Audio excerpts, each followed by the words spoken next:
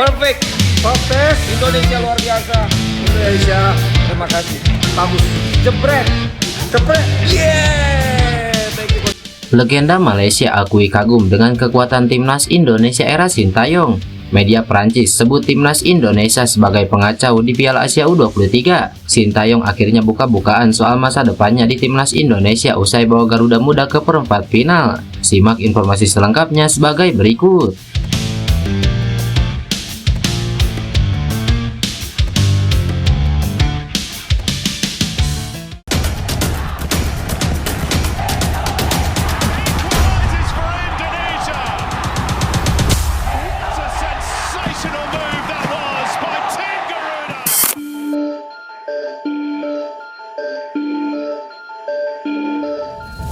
Salah satu legenda Malaysia mengakui perkembangan pesat timnas Indonesia U23 di bawah asuhan Sintayong. Timnas Indonesia U23 menarik perhatian banyak pihak usai tampil gemilang di Piala Asia U23 2024. Tak terkecuali legenda Malaysia Safi Salih yang terkagum dengan perkembangan timnas Indonesia U23.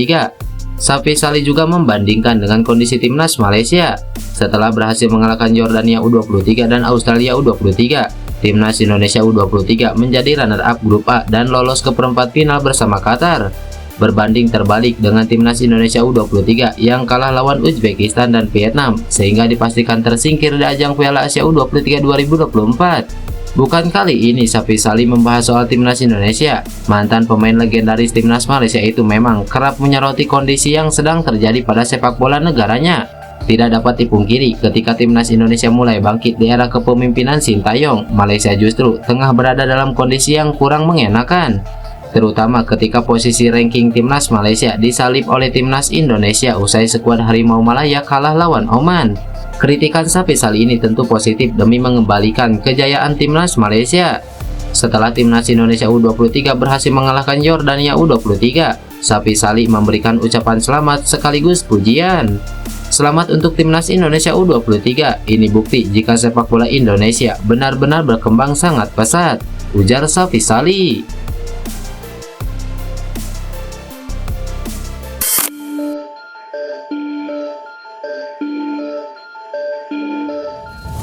Nathan Joe menegaskan kemenangan timnas Indonesia U23 atas Yordania menunjukkan kekuatan mental skuad Garuda Muda di Piala Asia. Timnas Indonesia U23 sebenarnya hanya membutuhkan hasil imbang melawan Yordania untuk memastikan tiket perempat final Piala Asia U23. Namun Rizky Ridho dan kawan-kawan mengakhiri laga dengan menuai kemenangan besar. Permainan rancak diperagakan anak asuh Sintayong selama 90 menit lebih. 4 gol dilesakan timnas Indonesia U23 yang mengemas kemenangan 4-1. Saya pikir kami melakukannya dengan sangat baik. Tentu saja sebelum pertandingan Anda hanya perlu lolos, tapi kami memainkan pertandingan seperti kami ingin memenangkannya dan benar-benar menunjukkan intensitas dengan kuat.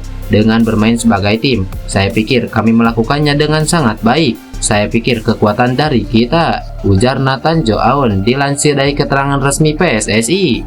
Nathan kini sudah kembali ke Heerenveen, klub yang meminjamnya dari Swansea City.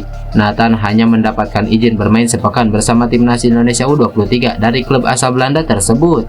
Pemain 22 tahun itu menunjukkan permainan solid di timnas Indonesia U23 dalam 3 laga berbeda, sebelum bermain penuh 90 menit dalam pertandingan melawan Australia dan Yordania.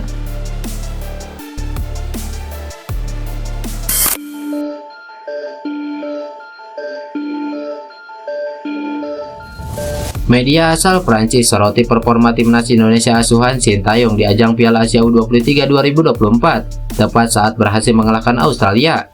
Terbaru timnas Indonesia sukses mengamankan tiket ke perempat final Piala Asia U23 setelah berhasil mengalahkan Yordania.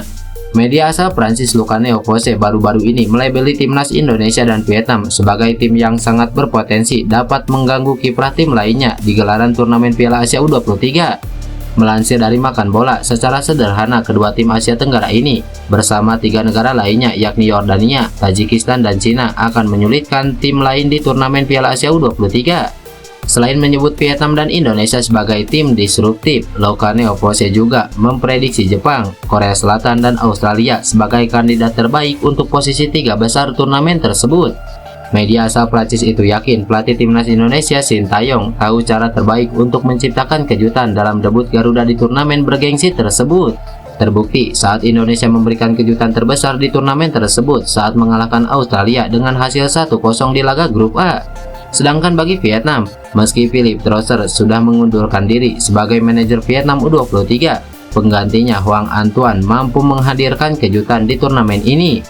Media Prancis itu menganggap Hoàng Antoine kurang tajam secara taktik dibandingkan Trosser, tetapi sang pelatih mengetahui setiap pemain yang dibawanya ke Qatar.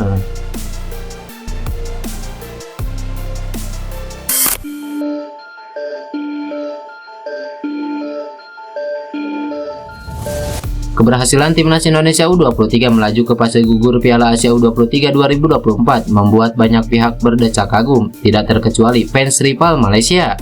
Seperti diketahui, timnas Indonesia membuat kejutan besar dengan menempati posisi kedua grup A dengan menaklukkan Australia dan juga melibas Yordania. Bagaimanapun juga, salah satu basis fans timnas Malaysia di X meyakini Garuda Muda di bawah Sintayong sudah sangat layak untuk masuk dalam turnamen akbar olahraga tersebut. Indonesia adalah proyek Pak Hangso 2.0, tetapi STY memiliki pemain keturunan fresh, di mana pemain lokal yang lain juga bisa bekerja sama. Tidak mengejutkan jika timnas Indonesia bisa lolos ke Olimpiade Paris 2024. Catat kata-kata saya, Indonesia akan ke Olimpiade Paris 2024, tulis OneFootball di akun X-nya.